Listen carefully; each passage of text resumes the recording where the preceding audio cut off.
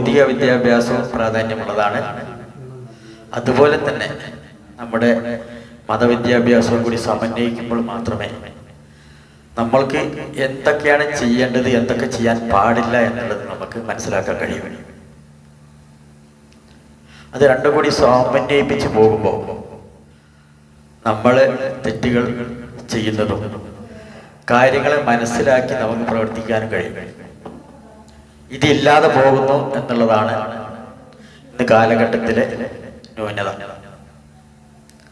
ഇന്ന് നമുക്കറിയാം, college ക്യാമ്പസുകളും plus one ക്യാമ്പസുകളും ഒക്കെ പല രീതിയിലും നമ്മൾ ഉദ്ദേശിക്കാത്ത രീതിയിൽ മാറിക്കൊണ്ടിരിക്കുക. പ്രാഥമികമായ ശരീഅത്ത് നിയമം പോലും ക്യാമ്പസിലെ കുട്ടികൾക്ക് അറിയാത്തൊരു സ്ഥിതിവിശേഷം ഇപ്പോഴുണ്ട്. അടിസ്ഥാന നിയമങ്ങൾ, അതായത് ഇസ്ലാമിൻ്റെ അടിസ്ഥാന നിയമങ്ങൾ പോലും നമ്മളെ കുട്ടികൾക്ക്, നമ്മളടക്കമുള്ള നമ്മുടെ കുട്ടികൾക്ക് അറിയില്ല. ഇതിൻ്റെ പ്രധാന കാരണം നമ്മുടെ മതവിദ്യാഭ്യാസത്തിൻ്റെ പോരായ്മ തന്നെയാണ്. ഇപ്പം കഴിഞ്ഞ വർഷമൊക്കെ നമ്മൾ ഒരു ശരീഅത്ത് വിഷയവുമായി ബന്ധപ്പെട്ട്, സാന്ദർഭികമായി ഞാൻ പറയാണ്, ശരീഅത്തുമായി ബന്ധപ്പെട്ട് ചില വിഷയങ്ങൾ, സാമ്പത്തിക ശരീഅത്ത് എങ്ങനെയാണ് എന്നുള്ള പല കോളേജ് വിദ്യാർത്ഥികളോട് ചോദിച്ചപ്പോൾ അതിൻ്റെ അടിസ്ഥാന നിയമം പോലും അവർക്ക് പറയാൻ കഴിയുന്നില്ല. അത് വളരെ നമുക്ക് ഒരു അപമാനം, പൊതുസമൂഹത്തിൽ നമ്മൾക്ക് അപമാനം ഉണ്ടാക്കിയൊരു സംഭവമാണ്. എന്താണ് നമ്മുടെ ശരീഅത്ത്? അത് അറിയാതെ മീഡിയക്ക് മുന്നിൽ വന്നുകൊണ്ട് ഇസ്ലാം പഴഞ്ചനാണ്, നമ്മളതിന് ഒരുപോലെ ചില കാര്യങ്ങൾ നമുക്കത് ഉൾക്കൊള്ളാൻ കഴിയുന്നില്ല എന്ന് നമ്മുടെ പെൺകുട്ടികളാണ് മീഡിയക്ക് മുമ്പിൽ വന്ന് പറയുന്നത്. നമ്മളെവിടെ എത്തി എന്നുള്ളത് നമ്മൾ മനസ്സിലാക്കണം. ഇതൊക്കെ നമ്മുടെ സമന്വയ വിദ്യാഭ്യാസത്തിന്റെ പോരായ്മയാണ്. ആ പോരായ്മ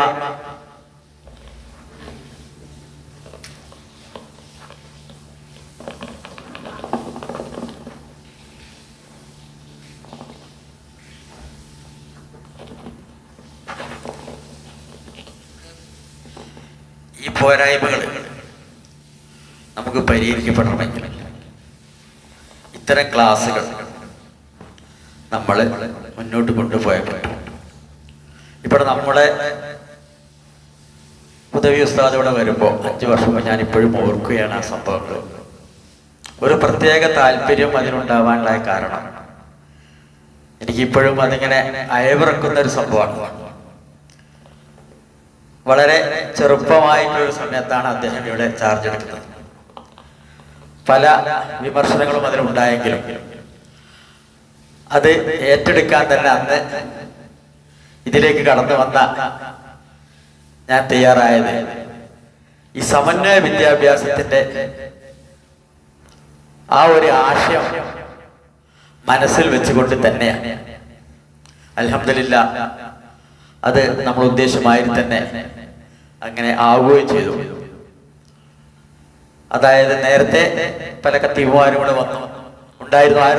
എല്ലാവരും നല്ലവർ തന്നെ ആയിരുന്നു. പക്ഷെ ഒരു സമന്വയ വിദ്യാഭ്യാസത്തിന്റെ ഒരു പാത നമ്മുടെ മഹലിൽ കിട്ടണമെന്നുള്ള ഒരു ധാരണയുടെ അടിസ്ഥാനത്തിലാണ് അതിനെ മുൻകൈയെടുക്ക് ഞാൻ അതിൽ പ്രവർത്തിക്കേണ്ടി വന്നത്. എല്ലാവരും അതിനെ എൻ്റെ കൂടെ നിൽക്കുകയും ചെയ്തു. ഏതായാലും അൽഹംദുലില്ലാഹ് വളരെ വിജയകരമായി ഓരോരോ സ്റ്റെപ്പായിട്ട് നമുക്ക് ഓരോരോ വർഷവും മാറ്റങ്ങൾ കൊണ്ടുവരാൻ കഴിഞ്ഞു. നേരത്തെ വളരെ കുറഞ്ഞ കുട്ടികളായിരുന്നു അതിലുണ്ടായിരുന്നത്. ഇപ്പൊ അതിങ്ങനെ സ്റ്റെപ്പ് ചെയ്തു നല്ല ഒരു രീതിയിലേക്ക്, നല്ല ഒരു ദർസായി നമുക്ക് മാറി. ഒഴിവ് സമയങ്ങളൊക്കെ കുട്ടികൾ ഇവിടെ വരികയും പല കാര്യങ്ങളും ഒരു ആശയവിനിമയം നടത്തുകയും ചെയ്യുന്ന രീതി മഹലുണ്ടായി എന്നുള്ളത് വളരെ ആഹ്ലാദവും സന്തോഷവും ഉണ്ടാക്കുന്ന ഒരു കാര്യം. ഞാൻ എൻ്റെ പ്രസംഗം ഇപ്പൊ നീട്ടുന്നില്ല. ഒരു ഒഴിവുണ്ടായപ്പോൾ നിങ്ങളോട് സംസാരിച്ചെന്ന് മാത്രമേ ഉള്ളൂ. നമ്മുടെ അസ്സലാമു അലൈക്കും വറഹ്മത്തുള്ളാഹി വബറകാതുഹു. അഊദു ബികലിമാത്തില്ലാഹി തമ്മാത്തി മിൻ ശർരി മാ ഖലഖ. ബിസ്മില്ലാഹില്ലദീ ലാ യദുറു മഅ ഇസ്മിഹി ശൈഉൻ ഫിൽ അർദ് വലാ ഫിസ് സമാഇ വഹുവസ് സമീഉൽ അലീം. اللهم صل على سيدنا محمد وعلى آله وصحبه وسلم. رب اشرح لي صدري ويسر لي أمري واحلل عقدة من لساني يفقهوا قولي. ആദരണീയനായ ഉസ്താദ്, മഹല്ല് ജമാഅത്തിന്റെ ഈ നാടിന്റെയൊക്കെ ദറസിന്റെയും ദീനിന്റെയും അഭ്യുദയകാംക്ഷികളായ മഹല്ല് ജമാഅത്തിന് ഭാരവാഹികൾ, സ്നേഹനിധികളായ നാട്ടുകാർ, രക്ഷിതാക്കൾ, മുതഅല്ലിമീങ്ങൾ, അല്ലാഹു ഈ സദസ്സ് സ്വീകരിക്കട്ടെ, കബൂലാക്കട്ടെ. നമ്മിൽ നിന്ന് മരിച്ചവർക്കൊക്കെ അല്ലാഹു മഗ്ഫിറത്തും മാപ്പും എമ്പാടും പ്രദാനം ചെയ്യട്ടെ. വിശിഷ്യാഭ്യന്തരായ ഉസ്താദിന്റെ പ്രിയപ്പെട്ട പത്നി ഇഹലോകവാസം ഒടിഞ്ഞ അല്ലാഹു ഉന്നതമായ സ്വർഗീയ ദറജ പ്രദാനം ചെയ്ത് അനുഗ്രഹിക്കട്ടെ. ആ കുടുംബത്തിന് അല്ലാഹു പൂർണ്ണ ക്ഷമ പ്രദാനം ചെയ്യട്ടെ. സുദീർഘമാക്കുകയല്ല, നമ്മുടെയൊക്കെ ഒരു വലിയ ആഗ്രഹമാണ് വലദുൻ സാലിഹൻ യദ്ഉ ലഹു, നമുക്ക് ദുആ ചെയ്യുന്ന ഒരു നല്ല മോനുണ്ടാവുക. നല്ലൊരു പദപ്രയോഗമാണത്, വലദുൻ സാലിഹൻ യദ്ഉ ലഹു. പക്ഷേ അതൊന്നും ആയി കിട്ടാൻ കുറച്ചൊന്നുമല്ല, നല്ലോണം കഷ്ടപ്പെടണം.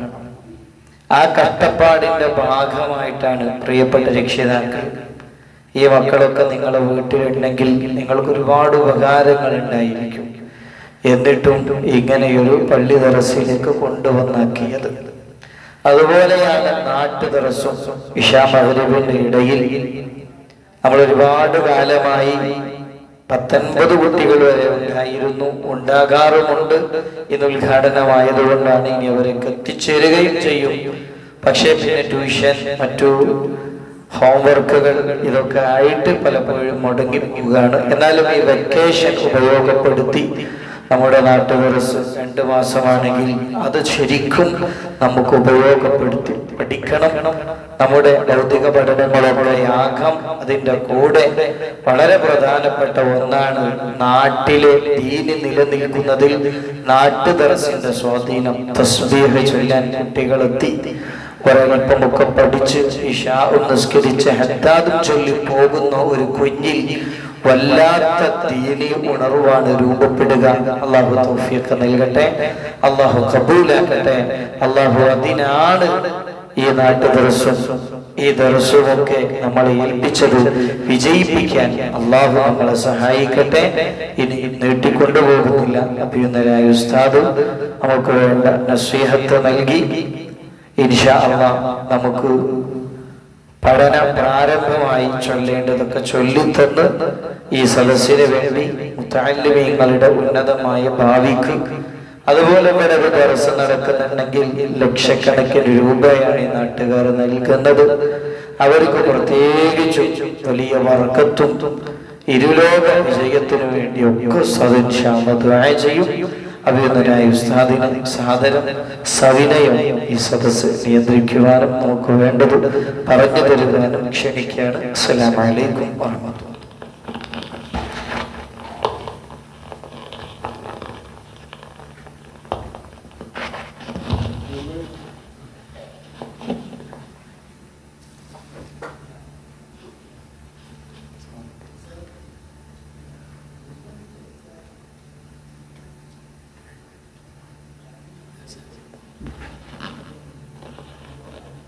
السلام عليكم ورحمة الله.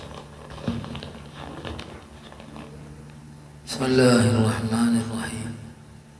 الحمد لله رب العالمين، الصلاة والسلام على أشرف المخلوقين وعلى آله وصحبه أجمعين. أما بعد. ബഹുമാനമുള്ള തങ്ങൾ, ഉസ്താദുകൾ, അത് കമ്മിറ്റി ഭാരവാഹികൾ, സായലമ്യങ്ങൾ, രക്ഷിതാക്കൾ,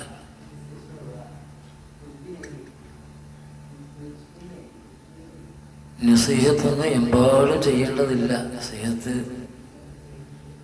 ഇന്ന് എവിടെ നോക്കിയാലും നസീഹത്ത് തന്നെയാണ്. നസീഹത്തിന് യാതൊരു ക്ഷാമവുമില്ല, എവിടെ പോകേണ്ടതുമില്ല. നിങ്ങൾ തുറന്നു നോക്കിയാൽ മതിയല്ലോ.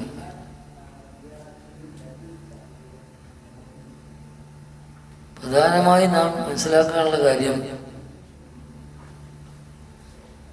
നമ്മൾ ഈ ഭൗതിക ലോകത്തുള്ള വിഷയമാണെങ്കിലും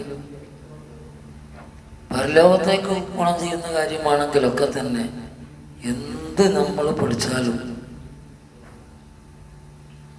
ആ പഠിച്ചതുപോലെ നടക്കാൻ വേണ്ടി, പ്രവർത്തിക്കാൻ വേണ്ടി നാം തയ്യാറാവണം. ഒരു വണ്ടി നല്ലോണം ഓട്ടാൻ വേണ്ടി പഠിച്ചാൽ അതിൻ്റെ ഗുണം വേണമെങ്കിൽ എന്ത് വേണം? ആ പഠിച്ചതുപോലെ വണ്ടി ഓട്ടണം. നിസ്കാരത്തിനെ പറ്റി നമ്മൾ പഠിച്ചാൽ പഠിച്ചമാതിരി നിസ്കരിക്കണം. അതുപോലെ രണ്ട് വിദ്യാഭ്യാസം കൂടി കൂട്ടിക്കെട്ടുമ്പോഴുള്ള ബുദ്ധിമുട്ട് എന്താന്ന് വെച്ചാൽ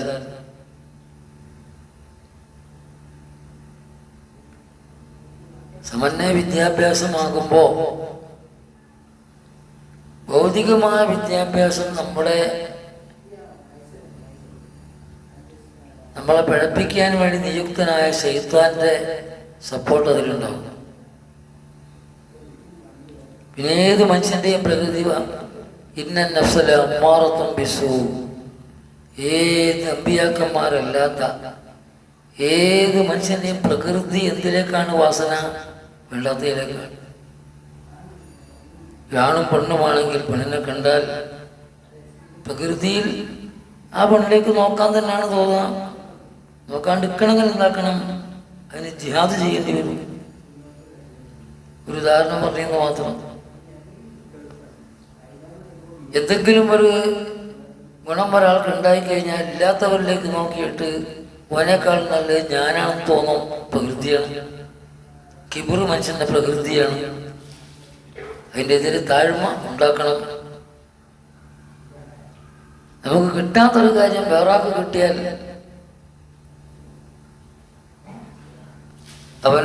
അവനെല്ലാവരും ആദരിക്കുന്നു, ബഹുമാനിക്കുന്നു, സ്വീകരണം നൽകുന്നു. അത് കാണുമ്പോൾ അതില്ലാത്തവന് പ്രകൃതിയ അവനോട് സന്തോഷക്കേട്, ഒരു ഇഷ്ടക്കേട്, ഇതിന് പേര് അസൂയ എന്ന് പറയും.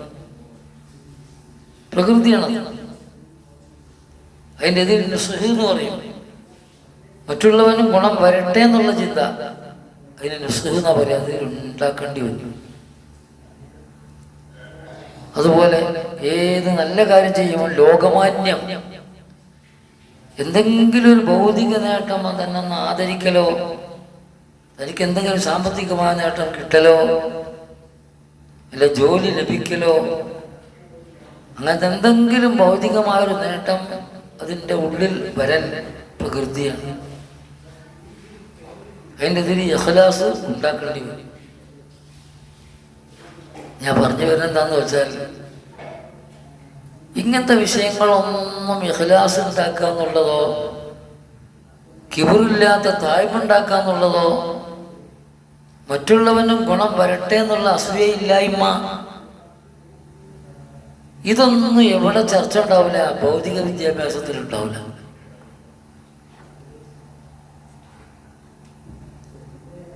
പിശാച് നമ്മളെ ഫിത്നയാക്കാൻ വേണ്ടി തന്നെ അല്ലാഹു പഠിച്ചതാ. ഇനി അല്ലാഹുവിനെ ആരും കുറ്റം പറയാൻ പോണ്ട. പണ്ട് ഞാനൊരിക്കലും 40 കൊല്ലം മുന്നേ ശംസുലിനോട് പറയണ്ടായി,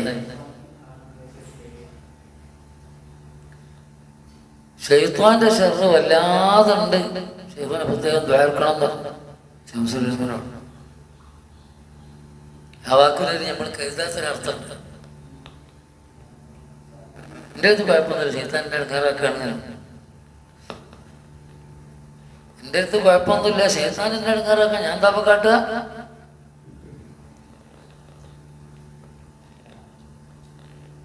അപ്പൊ എനിക്ക് മറുപടി കേട്ടപ്പോൾ ഞാൻ ആകെ അർത്ഥപ്പെട്ടു. നിനക്ക് ശൈത്താന്റെ ശർറൊന്നും വരാണ്ടിരിക്കാൻ വേണ്ടി ലോകത്തുള്ള എല്ലാ ശൈത്താന്മാരെയും ചുട്ടുകൊല്ലാൻ കഴിയുമോ എന്ന് വെച്ചിട്ടുണ്ട്. ഞാൻ ആകെ ബേജാറാകുക. ഈ ശർറൊന്നും മാറൂലേ എന്നുള്ള ബേജാറിരിക്കുക. കുറച്ചേരം ഞാൻ തെളിച്ചു നിന്നുപോയി. പിന്നെ എന്നോട് പറഞ്ഞു, ഷർറുണ്ടാക്കാൻ വേണ്ടി ശൈത്താനെ പടച്ച അല്ലാഹു തആല ആ ഷർറ് വരാതെക്കാനുള്ള എല്ലാ പണിയും പഠിപ്പിച്ചിട്ടുണ്ട്. അപ്പൊ അത് നീതിമാനാണ്. ഞാൻ എൻ്റെ അടുത്ത് എന്താ ഉള്ളത്? എൻ്റെ അടുത്തൊന്നുമില്ല. ഒരു കാര്യം പറഞ്ഞു, ഇത്തരം പ്രശ്നങ്ങളൊന്നും എവിടെ ഉണ്ടാകൂല? ഭൗതിക വിദ്യാഭ്യാസത്തിൽ ഉണ്ടാകൂല. ഭൗതിക വിദ്യാഭ്യാസവും മറ്റേ രണ്ടുപാട് കൂട്ടിക്കെട്ടിയാൽ പിശാചിന്റെ സമ്മർദ്ദം കൊണ്ടും പിശാചിന് വളം വെച്ചു കൊടുക്കുന്ന നമ്മളെ നഫ്സുല്ലമ്മാറത്ത്, ചീത്തപ്രകൃതി, ഈ രണ്ട് ദുശക്തികളുടെ സമ്മർദ്ദപ്രകാരം അതിലേക്ക് കൂടുതൽ വാസന വരും, മറ്റേത് ലേശം കുറഞ്ഞെന്ന് വരും. അങ്ങനെയാണ് നമ്മൾ വിദ്യാഭ്യാസം എല്ലാ മേഖലയിലും കണ്ടുകൊണ്ടിരിക്കുന്നത്. ശംസുൽ മാദി പറയാറുണ്ട്, ദുന്യാവ് ആഖിറം കൂട്ടിക്കെട്ടിയാൽ ആഖിറം പിന്നോട്ട് പോകും, ദുന്യാവ് എന്താകും? മുന്നോട്ട് പോകും.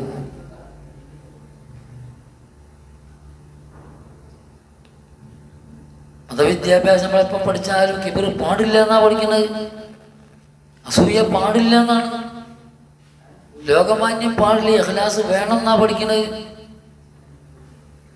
ഞാൻ പറഞ്ഞു വരുന്നത് രണ്ടും വേണ്ടെന്നല്ല. ഇതൊക്കെ പറഞ്ഞു തരുന്ന ശംസുലമ്മക്ക് എല്ലാവരെക്കാട്ടിയും ഭൗതികമായി വിദ്യാഭ്യാസം ഉണ്ടായിരുന്നു. അപ്പൊ രണ്ട് വിദ്യാഭ്യാസവും കൂട്ടിക്കെട്ടുമ്പോൾ നമുക്കൊക്കെ നല്ല സന്തോഷമാണ്. നമുക്ക് സന്തോഷം പറഞ്ഞല്ലോ, നല്ല സന്തോഷം തന്നെയാണ്. പക്ഷെ എന്ത് വേണം? അത് രണ്ടും കൂടി കൊടുക്കുന്ന ഉസ്താദുമാർ, പഠിക്കുന്ന വിദ്യാർത്ഥികൾ, പഠിപ്പിക്കാൻ അതിൻ്റെ രക്ഷിതാക്കന്മാർ, ഇവരൊക്കെ കുറച്ച് കൂടുതൽ മെനക്കെടേണ്ടി വരും. രണ്ട് വിദ്യാഭ്യാസം പഠിക്കുന്ന എൻ്റെ കുട്ടി, എൻ്റെ ശിഷ്യൻ, എനിക്ക് ഭൗതിക വിദ്യാഭ്യാസം പഠിക്കുന്നതിലേക്കും അതിനുവേണ്ടി മെനക്കെടുന്നതിലേക്കും കൂടുതൽ ആവേശം വരുന്നുണ്ടോ ഇല്ല എന്ന് ഉസ്താദുമാർ ശ്രദ്ധിക്കേണ്ടി വരും, രക്ഷിതാക്കന്മാർ ശ്രദ്ധിക്കേണ്ടി വരും. ഒരു സ്വഭാവം അങ്ങനെയാണ്, പ്രകൃതിയാണ്, കരുതി കൂടി ആരും ചെയ്യുന്നല്ല. അതുകൊണ്ട് വളരെ കരുതലോടുകൂടി ഈ ഭൗതിക ലോകത്ത് ജീവിക്കുമ്പോൾ കുറച്ചത് വേണമല്ലോ. മതവിദ്യാഭ്യാസം ജനങ്ങൾക്ക് പകർന്നു കൊടുക്കണമെങ്കിൽ കുറച്ചൊക്കെ അത് വേണമല്ലോ. ആ നിലക്ക് മാത്രം അതിനെ കണ്ടുകൊണ്ട് ഒരിക്കലും തന്നെ നമ്മളെ മനസ്സ് ആത്മീയമായിരിക്കുന്ന കാര്യം പഠിക്കുന്ന വിഷയത്തിൽ അതിലേക്കുള്ള താല്പര്യത്തിനേക്കാൾ ഒരല്പം പോലും ഏറെ പറ്റിയിലേക്ക് വരാതെ ശ്രദ്ധിക്കേണ്ടതാണ്. ഇപ്പം കുട്ടികൾക്ക് മനസ്സിലാകട്ടോ, അല്ലാഹുവല്ലോ, ഭൗതിക വിദ്യാഭ്യാസമൊക്കെ പഠിക്കുമ്പോൾ അതിലേക്ക് ആവേശം ജാസ്തി വരും. അതില്ലേ? ഉണ്ടാവില്ലേ? ഞാൻ 2 കൊല്ലം മുന്നേ നമ്മളെ കുട്ടികളോട്, അക്കാദമി 2 കൂടി പഠിക്കുന്ന കുട്ടികളോട്, നല്ല ബുദ്ധിയുള്ള കുട്ടികളൊക്കെ തന്നെയാണ്, അവര് +2, +1, ഡിഗ്രിയൊക്കെ പഠിക്കുന്ന മക്കളുണ്ട്. കിതാബൊക്കെ നല്ല ഓതണവരാണ്, അത്യാവശ്യം നല്ല തിരക്കില്ലാത്ത ബുദ്ധിയുള്ളവരുമാണ്. പക്ഷെ ആവേശം ജാസ്തി എന്തിലാണ് കാണുന്നത്? കിതാബിൻ്റെ ഇബാറത്ത് നോക്കുമ്പോൾ അറബി ഭാഷ അത് പഠിക്കുന്നതിൽ താല്പര്യം, ശ്രദ്ധ കുറവായിട്ടാണ് കാണുന്നത്. അപ്പം ഞാൻ പറഞ്ഞു, എൻ്റെ മക്കളെ, നിങ്ങൾ ഇംഗ്ലീഷ് പഠിക്കാൻ നിങ്ങൾക്ക് എത്ര താല്പര്യമുണ്ട്? വേറെയുള്ള ഭാഷകളും വിഷയങ്ങളൊക്കെ പഠിക്കാൻ ഭയങ്കര താല്പര്യമാണല്ലോ. ബഹുമാനപ്പെട്ട നിബിധങ്ങൾ പറഞ്ഞത് കണ്ടില്ലേ? അഹിബുൽ അറബ്, നിങ്ങൾക്കൊരു പാഠത്തിന് വേണ്ടി പറയണം, അഹിബുൽ അറബിയ. നിബിധങ്ങൾ പറയാം, എൻ്റെ സമുദായമേ, അറബി ഭാഷയെ നിങ്ങൾ കൂടുതൽ ഇഷ്ടപ്പെടണേ. എന്താ കാരണം? അതിന് 3 പ്രത്യേകതയാണ് നിബിധങ്ങൾ വിവരിച്ചത്. ഈ അന്യ അറബിയും, എല്ലാ ഭാഷക്കാർക്കുമുള്ള നബിയാണല്ലോ ഞാൻ, എന്നെ അറബിയാക്കി.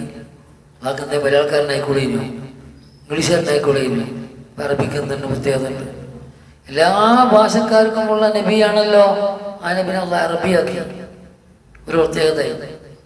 അതുപോലെ ഖുർആന്റെ ഭാഷ അറബിയാണ്. ഖുർആൻ എല്ലാ ഭാഷക്കാർക്കുള്ളതല്ലേ, എന്തേ മലയാളത്തിലായിക്കൂടെയിരുന്നു, അള്ളാന്റെ കലാം അറബിയാക്കി. അതിനും 2 പ്രത്യേകതയാണ്.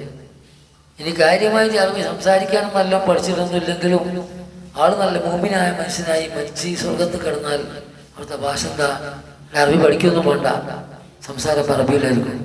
ലിസാനു അഹ്ലിൽ ജന്നത്തി അറബി. അതുകൊണ്ട് ബഹുമാനപ്പെട്ട നബിതങ്ങൾ പറഞ്ഞ പോലെ അറബി ഭാഷ പഠിക്കാൻ, നിങ്ങൾക്ക് മറ്റ് ഭാഷ പഠിക്കാനൊക്കെ താല്പര്യം എപ്പാടും ഞാൻ കാണുന്നുണ്ട്. കിതാബിന്റെ ഇബാദത്തിന് അർത്ഥം വെച്ച് നോക്കുമ്പോൾ എന്ത് കാണുന്നില്ല? അറബിയിൽ അത്ര കാണുന്നില്ല. അതുകൊണ്ട് നിങ്ങൾ എന്താക്കണം, മറ്റ് ഭാഷകളൊക്കെ പഠിക്കാൻ നിങ്ങൾ കൂടുതൽ അറബി പഠിക്കാൻ വേണ്ടി തയ്യാറാവണമെന്ന് ഞാൻ പറഞ്ഞപ്പോൾ കുട്ടികളെ വിലയിരുത്തൽ, കുട്ടികൾ വേറെ സ്ഥാനം വളവണ്ണ സ്ഥാനം എന്താ ഇംഗ്ലീഷിനോട് ഇത്ര വെറുപ്പ്, വേറെ സ്ഥാനോട് പറയാൻ കുട്ടികൾ. ആ ഉസ്താദ് രസകരമായിട്ട് നമ്മളെ സ്റ്റാഫ് റൂമിലിരിക്കുമ്പോൾ എന്നോട് പറഞ്ഞു. പിന്നെ ഞാൻ ക്ലാസ്സിൽ വന്നപ്പോൾ കുട്ടികളെ പറഞ്ഞു, ഒൻ്റെ മക്കളെ അത് എന്നോടല്ല പറയുന്നത്, ബഹുമാനപ്പെട്ട മുഹമ്മദ് നബിക്ക് നിബിധങ്ങൾ പറഞ്ഞാൽ ഞാൻ പറഞ്ഞിട്ടുള്ളൂ. മുഹമ്മദ് നബിക്ക് എന്താ ഇതിനോട് ഇത്ര വെറുപ്പ് എന്നല്ല നിങ്ങൾ പറയേണ്ടത്, ഞാനല്ലല്ലോ ഇത് പറഞ്ഞത്. ഇതിനെ ഞങ്ങളെ മുമ്പ് പറഞ്ഞത്, എങ്ങനെ വന്നാലും പിശാചിന്റെ സമ്മർദ്ദം കൊണ്ടും നമ്മളെ ഈ പ്രകൃതിയുടെ സമ്മർദ്ദം കൊണ്ടും ഭൗതികത്തിലേക്ക് കൂടുതൽ ആവേശം വരും. അത് വളരെ ഈ ഉസ്താദുമായി ശ്രദ്ധിക്കേണ്ടി വരും. കുട്ടികളെ മൈൻഡ് ജാസ്തി അങ്ങോട്ട് പോകുന്നുണ്ടോ ഇല്ലേ, നടപടിക്ക് വ്യത്യാസം വരുന്നുണ്ടോ അല്ലേ ശ്രദ്ധിക്കേണ്ടി വരും. പല ഭാഗത്തും കൊണ്ടുകൊണ്ടിരിക്കുകയാണ്. ഞാൻ തങ്ങൾ ഉസ്താദിനെ ഉപദേശിക്കില്ല, സാഹചര്യം കൂടുതൽ അറിഞ്ഞത് കൊണ്ട് പറയാം.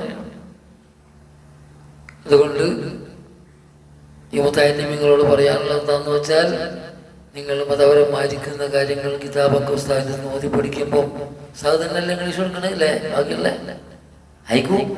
അതെങ്ങനെയാണെങ്കിലും എന്താണ് ഇത് പ്രകൃതിയാണല്ലോ.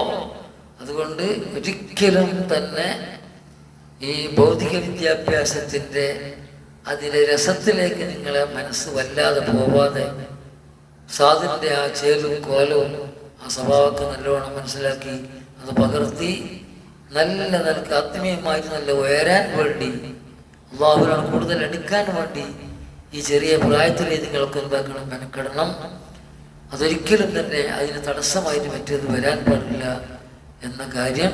ഇതല്ലെങ്കിൽ തിന്നോ നാളെ കഴിയല്ലോ, പരലോകത്തേക്ക് മറ്റേത് മാത്രമല്ലേ ഉണ്ടാവുള്ളൂ എന്ന് മനസ്സിലാക്കിയിട്ട് നിങ്ങൾ മുന്നോട്ട് പോകണം. വളരെ ശ്രദ്ധയോടുകൂടി കിതാബൊക്കെ നല്ലോണം പഠിച്ച് മുന്നോട്ട് പോകണം. അതിന് തടസ്സം വരാത്ത രൂപത്തിലുള്ള ഭൗതിക വിദ്യാഭ്യാസം നിങ്ങൾ നേടണം. അങ്ങനെ നിങ്ങൾ ഉയർന്നുയർന്ന് മുന്നോട്ട് വരണം. അല്ലാഹു അതിന് തൗഫീഖ് നൽകട്ടെ. അതിന് വേണ്ടുന്ന എല്ലാ സഹകരണങ്ങളും നാട്ടുകാർ ചെയ്തു കൊടുക്കുന്നുണ്ട്. കൂടുതലായി എന്താക്കണം, അതിനു വേണ്ടി മെനക്കെട്ട് അതിൻ്റെ സഹകരണവും ബാക്കിയുള്ള എല്ലാ കാര്യങ്ങളും സഹായങ്ങളൊക്കെ ചെയ്തു കൊടുക്കണം എന്ന് നിങ്ങളോട് ഉണർത്തുകയാണ്.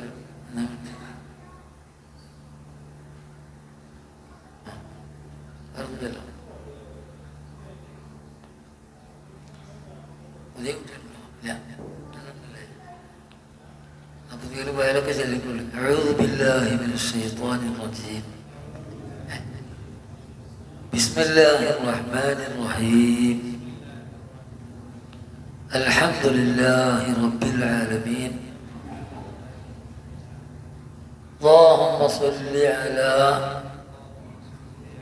سيدنا محمد وعلى آل سيدنا محمد صلاة تخرجنا من ظلمات الوهم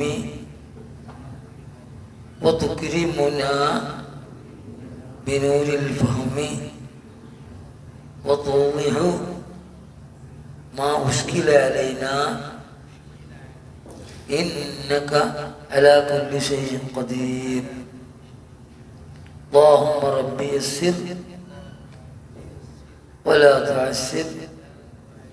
رب زدنا علما وحلما وعقلا وفهما وأدبا وحفظا كاملا. رب تمم بالخير واختم بالسعادة برحمتك يا أرحم الراحمين. فاتحة. أعوذ بالله من الشيطان الرجيم. بسم الله الرحمن الرحيم. الحمد لله رب العالمين الرحمن الرحيم مالك يوم الدين. إياك نعبد وإياك نستعين. اهدنا الصراط المستقيم صراط الذين أنعمت عليهم غير المغضوب عليهم ولا الضالين آمين. بسم الله الرحمن الرحيم. قل هو الله أحد الله الصمد لم يلد ولم يولد ولم يكن له كفوا أحد. بسم الله الرحمن الرحيم. قل هو الله أحد الله الصمد لم يلد ولم يولد ولم يكن له كفوا